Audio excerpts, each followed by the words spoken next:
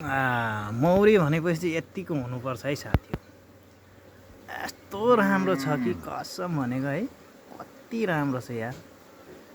अस्ति यही घरबाट चाहिँ 2 किलो लगभग 3 किलो मह निकालियो।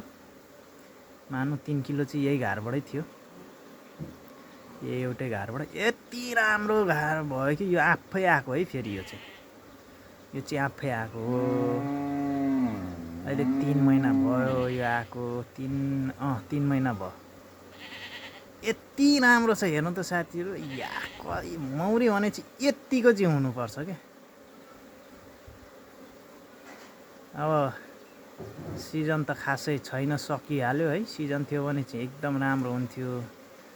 यत्तिको चाहिँ हुनुपर्छ क्या मौरी भनेपछि। ल हेर्नु साथी, क्या दामी छ क्या। बब्बाल बब्बाल बब्बाल। ल हेर्नु त, मौरी भनेपछि यत्तिको चाहिँ हुनुपर्छ क्या। यत्तिको चाहिँ भएपछि अनि बल्ल जाँड लाग्छ मलाई पनि। यस्तो रहरले पालेको है। यति राम्रो भयो कि यो चाहिँ घरको मौरी। अरू बासागरको चाहिँ, अरू घरको चाहिँ छैन यस्तो। यो एउटाको चाहिँ साह्रो राम्रो छ। नहेरौँ भन्दा नि हेरौँ लाग्छ। म त दिनभरि यहीँ कुर्सी हालेर हेरेर बस्छु हौ साथी हो। मौरी भने चाहिँ यत्तिको चाहिँ हुनुपर्छ, बडो मजा आउँछ। ल हेर्नु त यहाँ, ल हेर्नु त साथीहरू, कति राम्रो छ। मौरी भने चाहिँ यत्तिको मजबुती हुनुपर्छ क्या। डियाम्म छ त अनि तपाईँको 10 फ्रेममा 10 फ्रेम डियाम्म भरिएको छ। यत्तिको भएपछि त अनि रानीकोष पनि हालेर छ। 3टा रानीकोष चाहिँ भाँचेर फालिदिएँ हिजो अस्तिको दिन है। अनि भालेकोष पनि लाद्लो निकालेर फालिदिएँ। भालेकोष पनि टन्नै हालेर मर्या रहेछ।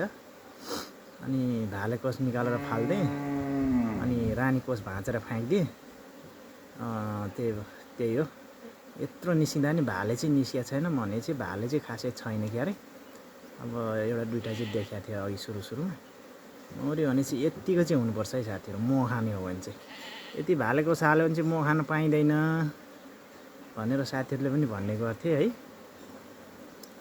त्यही भएर घार फुट्ने कारण चाहिँ हो। तर भाले नफ्याँक्दाखेरि पनि बेला बेलामा रानी चाहिँ हेर्दै गर्नुपर्छ। भाले नभए पनि टुटी हालेर रानी हालेर हिँडिदिन्छ है साथीहरू।